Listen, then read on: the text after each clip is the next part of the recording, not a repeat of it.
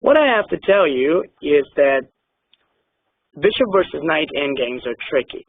The knight is known as a better attacker, so we should know it could be pretty dangerous. Although the bishop is certainly a strong piece when it comes to playing on two flanks or an open position. In the endgame, which we currently have, white's pawn structure is pretty nice, except of the a5 and d5, which are far advanced. So to a certain extent, this is good because they're closer to being queened with that passer. Or on the other hand, if they're blocked, like if black plays now a move like knight d6 and occupies that square, it's going to be bad because those pawns may be attacked to the right point and the bishop will have to defend. So given that the bishop is in an open position now and white's got these far advanced pawns, you think that there is any chance how he can take advantage of the current position and do something before black is blockaded and move the king towards so he can attack on these pawns? What do you say? Is there anything white can do?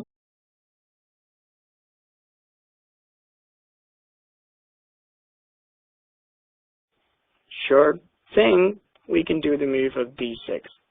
That move is powerful. If the black knight takes the pawn, we use a sacrifice to create a complete destruction to white's knight. And I'm talking about this really, it's like that knight can never move again because of the b7 pawn and the past actual pawn white can get. By the time black transfers his king, it isn't going to help because white will take the pawn anyway. And black is unable to defend it if he captures the bishop back. After knight d6 and a7, white's going to promote next move.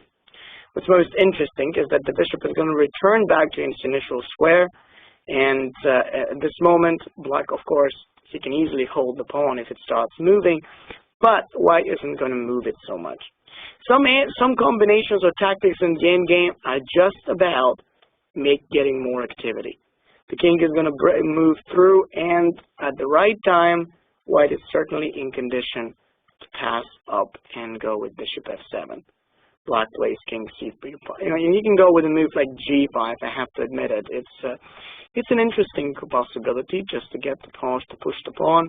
But white then has the chance to move even with bishop to g6.